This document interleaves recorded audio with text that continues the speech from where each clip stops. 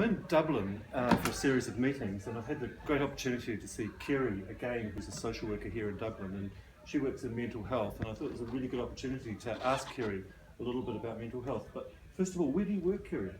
I work for the Public Health Service and I work in the Mental Health Service, and I'm based in Dublin North on a community mental health team. A community mental health team? Yeah. So not hospital-based, community-based?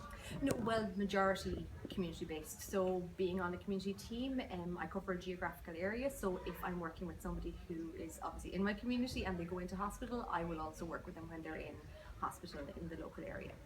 And so as a social worker in community mental health, do you use a recovery model, or what kind of models of social work, what's your perspective as a social worker in mental health? Sure.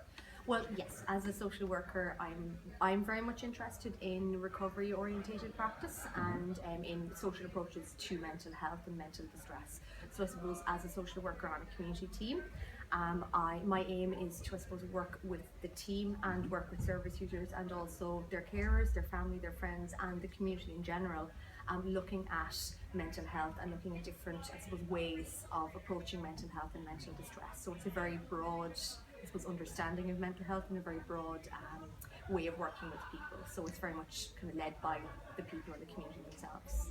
Oh, okay. So you're not looking just at the particular person that's been referred to mental health service, you're looking at that person in a much broader context. Absolutely, yes. And I mean, when I'm working with somebody, I'm not just exactly thinking about just them, but I'm thinking about their culture, I'm thinking about their ethnicity, I'm thinking about economic factors, I'm thinking about social factors, I'm thinking about diversity, difference, I'm thinking about equality, inequality, human rights, a lot of different things that come with the person when they come to the service.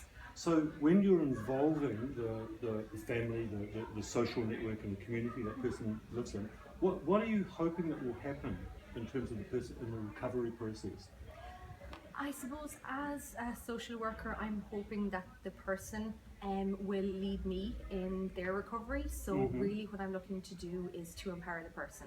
Right. And not just the person, but the people around them and the community around them. So my ideal is in mental health is that we support individuals, families and communities to look after themselves, essentially, to support each other, so that they are the experts, they are the ones that know what is most important to them, and that I'm in the background actually supporting them to do that.